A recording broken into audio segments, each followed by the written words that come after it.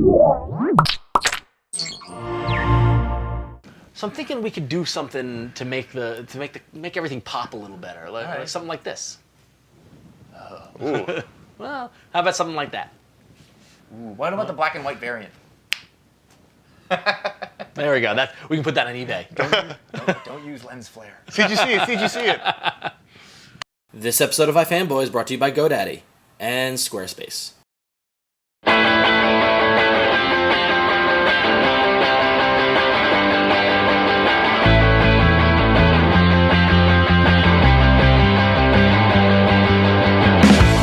Welcome to iFanboy, the comic book discussion show from the website iFanboy.com. My name is Connor Kilpatrick, and I am here with... I'm Ron Richards. And I am Josh Flanagan. Today we want to talk about the lesser heralded jobs in comics. Lesser?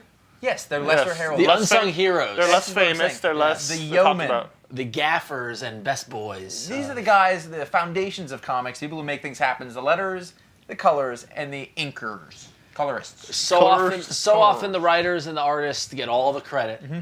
And without the inker, without the colorist, without the letterer, you ain't getting a comic book, you're just getting some drawings. And unfortunately, Kevin Smith made a joke that sort of stuck with inkers for a really long time. And what we want to do is actually just go through some of these things and talk about the sort of impact that they can have on it, and some of the best guys and why they're the best guys. And also explain exactly what they do. Yeah. Because sometimes people might not know exactly what they do or how they do it. So we're going to start off with one of my favorite disciplines in comics, which are the letterer. I think it's your favorite. It is my favorite. It's my favorite. Like it's a martial art. If I were to work in comics, I would want to be a letterer or an editor, but I'd want to be a letterer. I don't know why. I've just always enjoyed word balloons. Well, and the thing about fine art lettering, of fonts, kerning, tracking. The thing about lettering is, it really is one of those things that if it's working well, you do not notice it. Yep. But I guarantee you, there's not a reader out there who hasn't been affected by when it isn't working well. Yep. Because balloon placement and all that stuff the tail is placement. The most immediate thing that you're going to get in a comic book, or whether it works or not. That has any dialogue in it, obviously. Yep. You learned this the hard way when you started trying to make comics, and you're like, I'll letter it. Yeah, I remember getting emails from you. That was actually using the software. I had the hardest time with doing it right, because I think as a writer you kind of intuitively know where those go. But you do come across challenges, and there are guys who do it really well. Yep. And it's very subtle to tell when it's done well from when it's done not well, but when it's done bad, it's immediately obvious. Yeah. So it goes without saying, the letterers are the guys who most often they place the word balloons, although some artists do place the word balloons themselves. Mm-hmm. But they place the word balloons at the editor's and artist's suggestion. They lay out, they translate the script into the text that appears in the comic, and they lay that out. So they've got to make sure it's corrected grammatically, the script that they get isn't always 100% there. Spelling, yeah, exactly. Bendis can't spell apparently. Yeah. They do the sound effects, the booms, or the thwaps, they do and stuff like that. Any of the signage on anything, T-shirts or graphics for a TV show. They do a lot of logos. Yep. They do sometimes do cover designs. Yeah, and it's a disciplined art. I mean, like you think that, and I was guilty of this. But we interviewed Chris Eliopoulos, who's one of my favorite letterers and probably one of the best in the business. Probably the big guy at Marvel. And in prepping for that interview, we're talking, and I kind of dismissed the discipline of lettering, and I'm like, oh, well, I've got Illustrator and stuff like that. He's like, I went to school for this. There was a long history of learning font design and letter design and the placement of serifs and things like that, and a lot of the fonts nowadays letterers are using it's almost 100% digital. Although there are some people who still do hand lettering. The point here also is that lettering... I'm not making a point. No, it is. But the lettering's changed a lot. That wasn't the point. The point I was making was that they are designing fonts by hand and then translating them to the computer, and then still, while taking the art lessons they learned in college,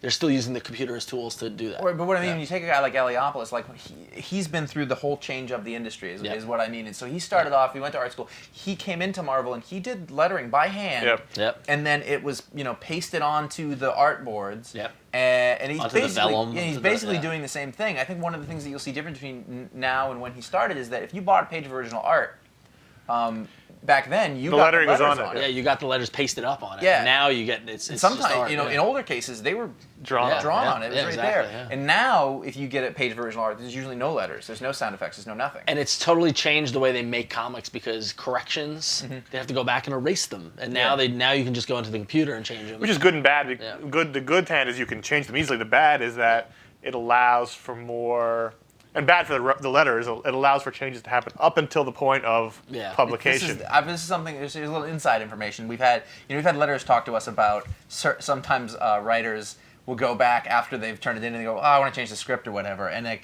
it's just a whole other process where they didn't have the script where they wanted it to be, but when they turned it in, and now they think that it's another editorial step. Yeah. And if you're a letter, you're like, oh, I did this work already, and I'm not going to get paid more for making your corrections because you didn't do it right the first time. But so go back and watch our episode, Chris Eliopoulos, because he shows it's an in-depth view as to how he letters. He actually shows us. He uses Illustrator, most do, and Adobe Illustrator, and shows how he lays the word balloons and drops them in. So watch that episode. Chris is a great letterer. There are other awesome letterers like Todd Klein. Todd Klein is going to be the guy who you know from a lot of the really big Vertigo books. He did all of Sandman. He did all of Watchmen. He's doing Detective Comics. Yeah. He did all of Alan Moore's stuff. He still does League of Extraordinary Gentlemen. He did all of the America's Best Comics. Yep. And he's a guy who's been around forever. He's got his own website with all sorts of stuff on there. He does these great prints of alphabets or works with Neil Gaiman a lot to do that, and you can get them in his font, and it looks really cool. Richard Starkings, who's currently writing Elephant Men for Image, started off as a letterer, and he owns Comicraft and J.G. Rochelle, who's a letterer there too, and they do all of Jeff Loeb's stuff. They were, I think, really instrumental in when digital lettering was really taking off. They pushed the boundaries of a way that a lot of things were done. Tons of fonts, to all their sound effects, stuff like that. If you look at early, I remember reading through early Astro City that they had done, and I was like, this is really good lettering. And you can go to Comicraft and buy their fonts that they do, which is a whole other portion of their business. And another Nate, I forget his last name, Piekos of Blambot. He's been doing some great lettering stuff, and you can buy his fonts. He's got a wonderful, wonderful resource of a website with a bunch of free fonts and a bunch of pay fonts also. And it's one of those things that whenever you see indie comics and the lettering is... if you see people oh, this is my first comic, and the lettering doesn't look good, or they use the wrong kinds of fonts, it's instant, and sometimes you don't even know it, but you're like, this doesn't feel right. And this is one of those things man, you want good letters. Yeah, exactly. It's interesting to hear you guys talk about it because I don't ever notice lettering unless it's really bad. It's something it's like a film score. Until I started to try to make comics, I don't think I noticed. Yeah, you're supposed to not notice the film score unless it's bad. Yeah. It's supposed to enhance your viewing experience, but not become your viewing experience.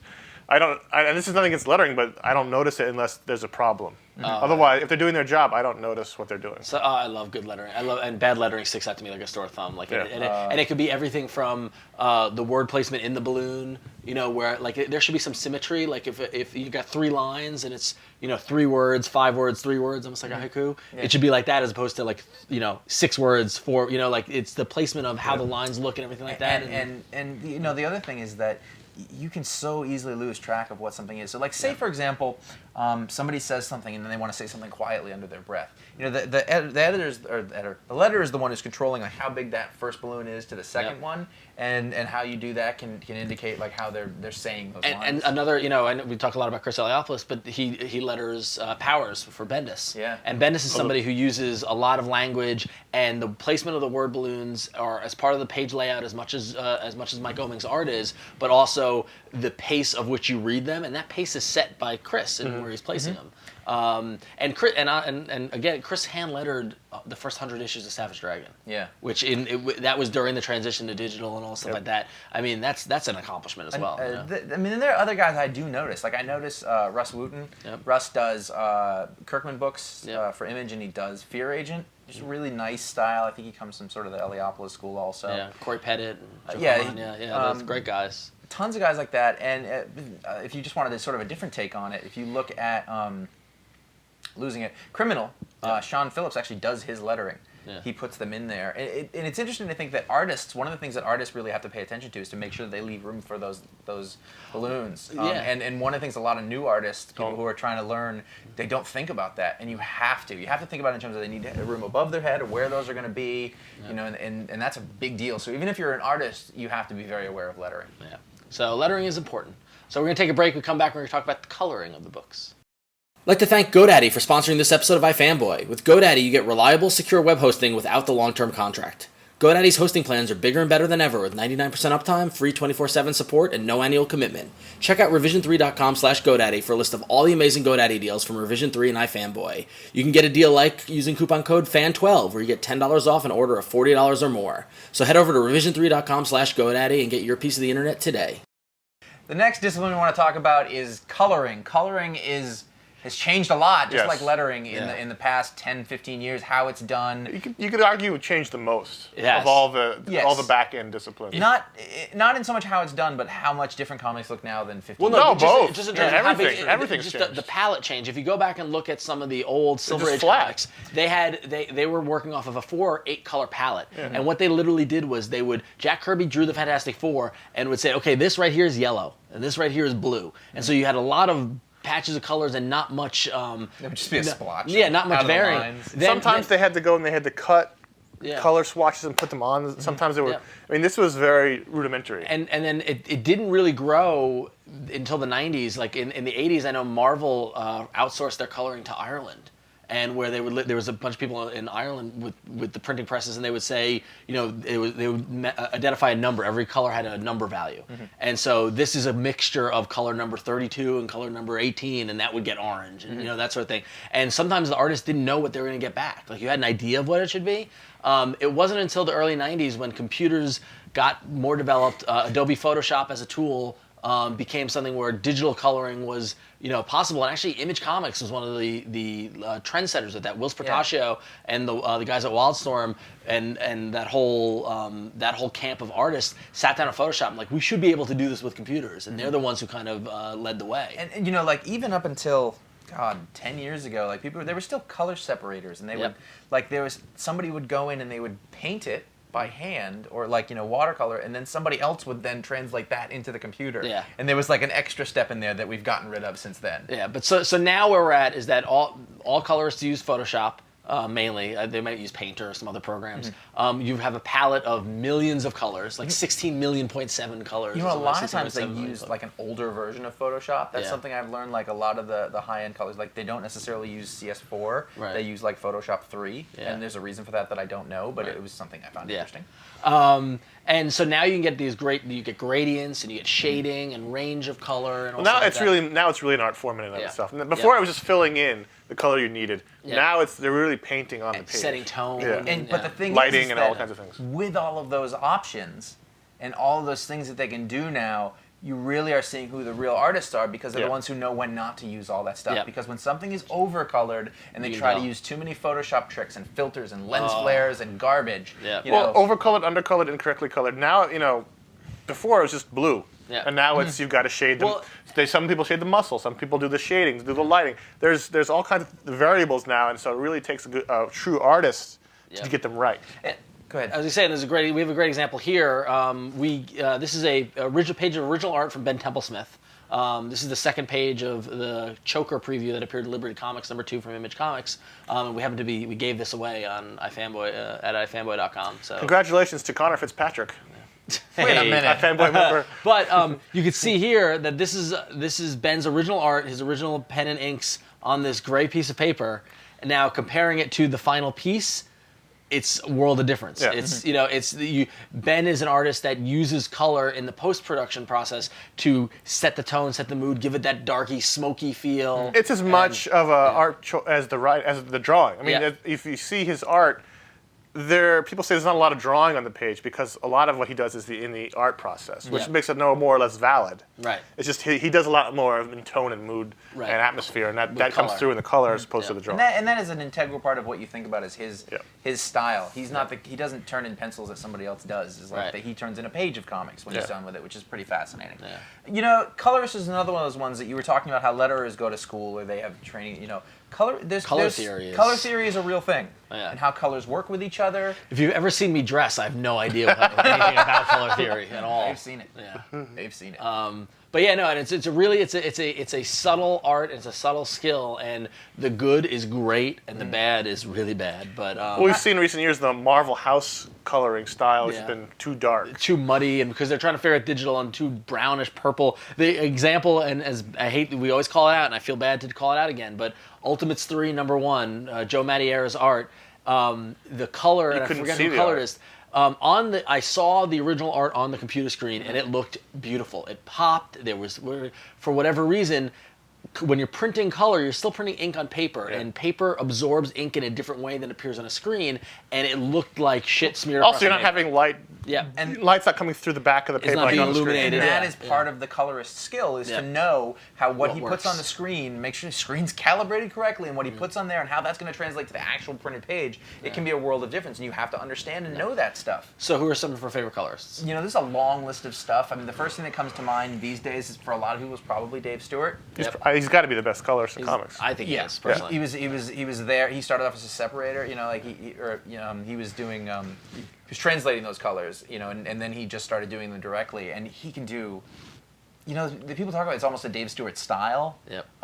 His color palettes. It's amazing to see, because you've seen his work with Mike Mignola on Hellboy, with Darwin Cook on New Frontier, recently on the Umbrella Academy. With J.H. Williams and Detective Comics. Exactly, all different palettes. Totally different palettes. Even within one issue Detective Comics, you'll have 3 different kind of color styles. Yeah. He can do any color style, and he masters it. It's amazing. It's amazing. And he's kind of acknowledged, he's won like every Eisner for this for the past. I don't know how many years. And he'll tell you he's not the best colorist. And he actually emailed me praising Val Staples' work on Criminal. You know, so many other great colors. So he like Lee Loughridge's work, who does a lot of Vertigo stuff now. Is wonderful for Lee that. does Fear Agent. The colors in Fear Agent got way better when Lee came on. And they're very different from the colors that he does on something like Scalped, which are like that dark, dusty sort of reservation stuff. One great one, whenever I see Laura Martin associated with the book, I know that's going to look great. She does a lot of work with John Cassidy and Brian Hitch. She was probably the premier colorist for the first half of the 2000s. Definitely, because she came from that cross-gen. Yeah, cross-gen. They bought her up right away because she was and I think Christina Strain came from there too. Oh, really? She does a lot of Marvel work also. Christina Strain is good. You know who's good? Brian Miller, Hi-Fi. He does all the Echo covers and he did all the Transparent covers, and he's been doing some stuff for DC. He's been doing some Green Lantern stuff and things like that. His colors are really good. If you read Invincible, you will have noticed at a certain point the color all of a sudden took a big step up, and that's because of FCO Placentia. I don't know if I'm saying that exactly right, but his color is amazing on that. It really it's bold, and it encapsulates the way that book is supposed to feel. One of my big favorites, not current digital colorists, one of my favorite coloring jobs ever was Lynn Varley on The Dark Knight. First one. Right. On the second. Dark Knight Returns. That was all watercolor. I think. She did it manually, and I love that book. The way that looks, it has a wonderful palette. People can do that. It's very earthy. Now. The other side of it being that when they did Dark Knight Strikes Again, on a computer, and it was terrible. That was her first time on a computer, and she didn't ever. She's like, computer. You know, I respect her trying it, but it didn't capture how good the other stuff was, and it suffered because of that. So color's a very subtle art, subtle. But it is one that more people notice than maybe of all these 3. These are the ones. It's one that's the most obvious to people. You can tell. But just when it goes wrong, it goes really wrong, and it affects the entire book. And you'd be surprised, in a lot of books. If they don't draw a lot of background, the colorist can really make something out of that or not. Paul Mounce is a great colorist. Yeah. Paul, he's doing Daily Eagle Show on Fantastic Four right now. It looks great. So. Yeah. So those are some. We're going to be back with the is it tracing? Is it not? No, we'll let you know. We'd also like to thank Squarespace for sponsoring this episode of iFanboy. Squarespace is an awesome publishing system for anyone looking to build a blog, portfolio, or any other kind of website. Squarespace offers a unique, flexible tool for just about anybody to build their site. No coding experience is required. You can build high-end, complex websites with the same functionality that you see on the great sites on the internet. Squarespace recently launched a really cool new site importer tool that makes things so easy to move your existing site over to Squarespace. So if you have a site on WordPress, Blogger, Typepad, Movable Type, any other site like that, you can import all your posts, comments, tags, authors, media, whatever you have. You can bring it all over to Squarespace super easily. So go to squarespace.com, use coupon code iFanboy, and you get a free 2-week trial, and check it out. It's worth a shot.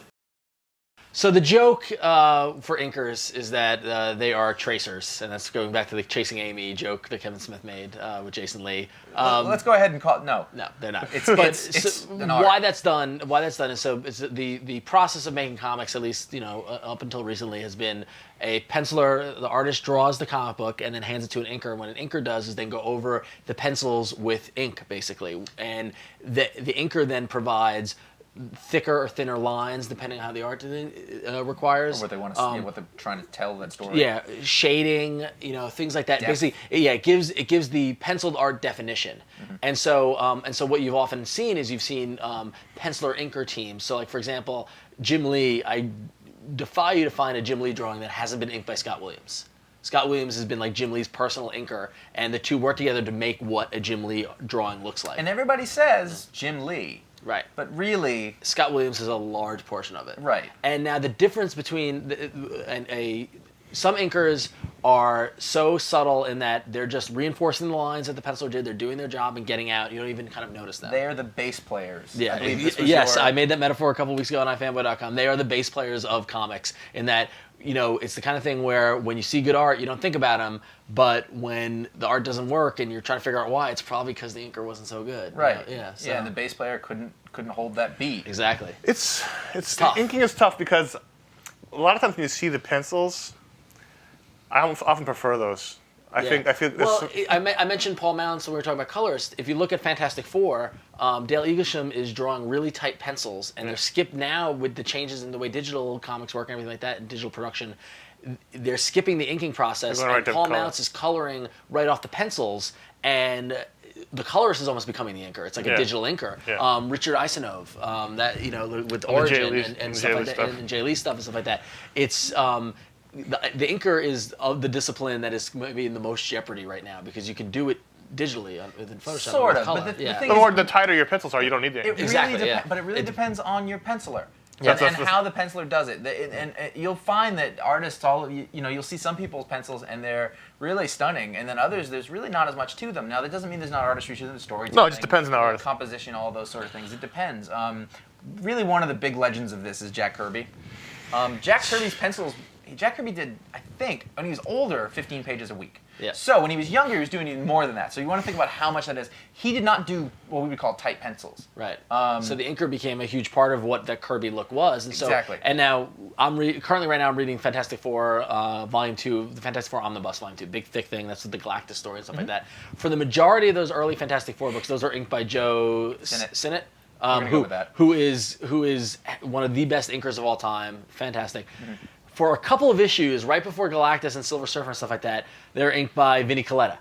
Now, if you go to talk to any comic fan who's been reading comics, who knows about the Silver Age, you say the word Vince Colletta, and normally you get the same recoil, like, oh. They spit. Yeah.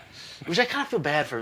You know what, though? Yeah. I've read a bunch about this and Yeah. sort of Kirby books and things like that. And Vince would go in and he wanted to get it done fast because they Yep. got paid per page. Yep. And so there's Wouldn't he times erase where, stuff? Yes. Kirby would go in and draw a background and Vince would go, I don't want to do this. I don't It's feel taking bad too for that. long. I don't And feel so, bad. yeah. Get rid of it. And so reading Fantastic Four, You could tell.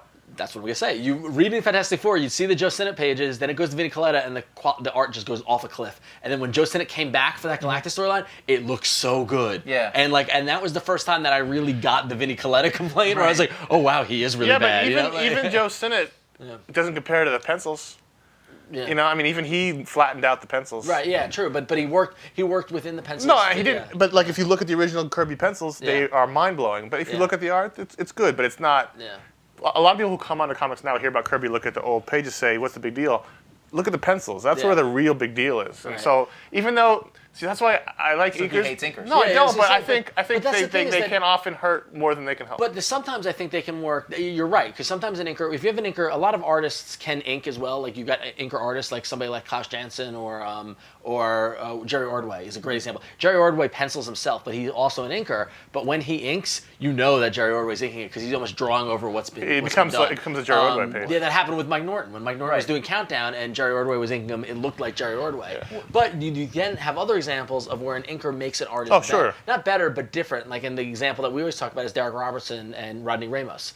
Derek Robertson on Transmetropolitan, it looked great and fantastic. When Derek inks himself, not that it's bad, it's a different different style. style. Rougher. It's rougher when, like, on the pages in The Boys, it looks a little thicker. It's a different kind of line. Personally, I liked what Rodney did with Derek. I thought that brought a great It thing. really Yeah. just Yeah. it shaved the edge off of everything. Exactly. It smoothed everything out. Yeah. And that's one that's a guy who I can instantly see, like, he really did improve that work. He did Yeah. it for the better. Yeah. Another guy, when you want to talk about a guy who brings his style to it, you mentioned Klaus Janson. I think that's a Yeah. really Yeah. good one. Yeah. He has when you look at the look of how the Dark Knight Returns looks, a lot of that does have to do with Klaus Janson, how he inks. If you see other books Yeah. that have Well, his name in them, they have that same quality. And again, Yeah. he didn't ink the sequel. Yeah. Right, yeah. So that's another reason why the Frank Miller sequel didn't look as good as the original, because he, coloring and the One fact it more was inking. we want to bring up is Sienkiewicz. Well, but before you, Klaus Janson is best known for working with Frank Miller as well as John Romita Jr. He inked John Romita Jr. on World War Hulk, and it looked great. It looked so good. But you can see the similarities between that and the Frank Miller stuff from earlier, because that's Janson. He's the uniting line.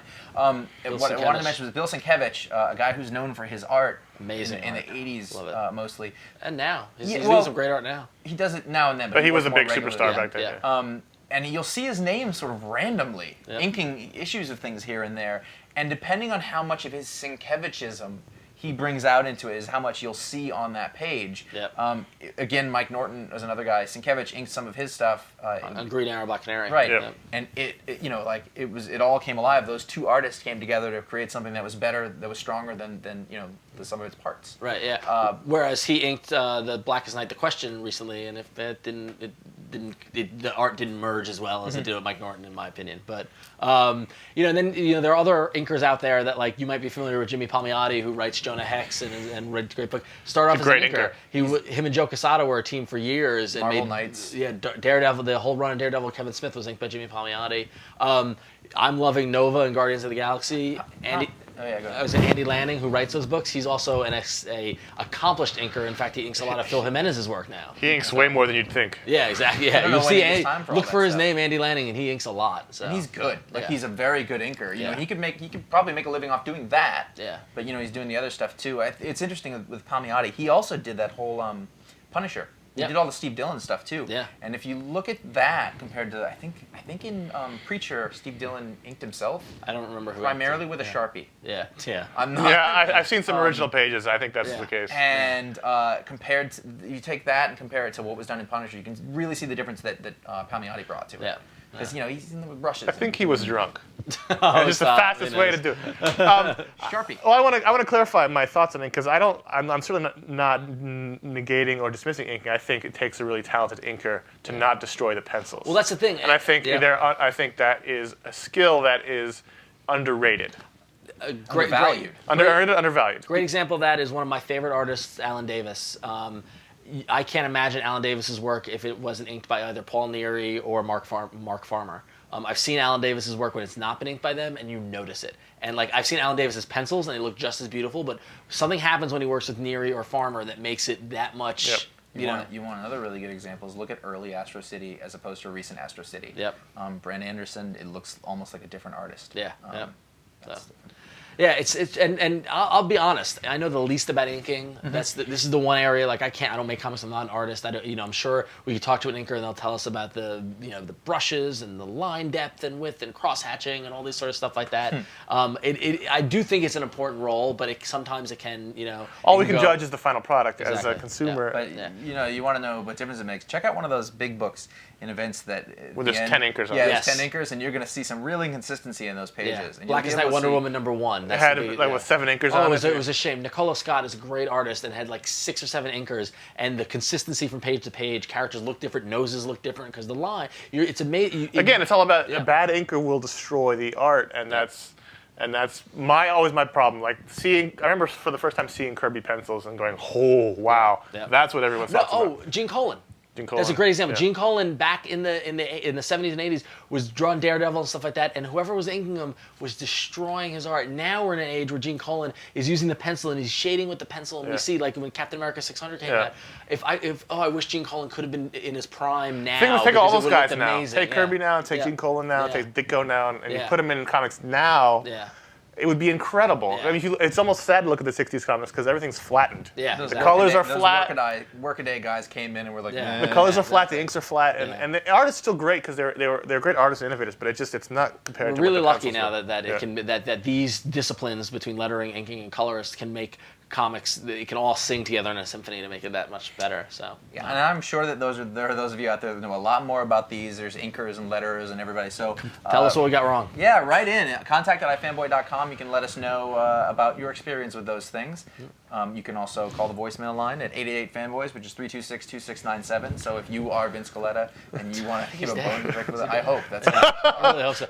Go to ifanboy.com or revision3. He's dead. Or revision3.com/ifanboy to get all the previous episodes. And you can comment on this episode, tell people what you thought of it, and follow us on Twitter at twitter.com/ifanboy. We don't hope he's dead. We don't hope he's dead. I really don't. The guy gets a bad rap, but it deserved.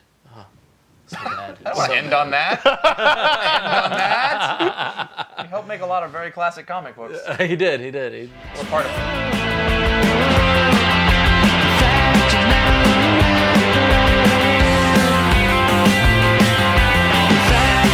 Hey!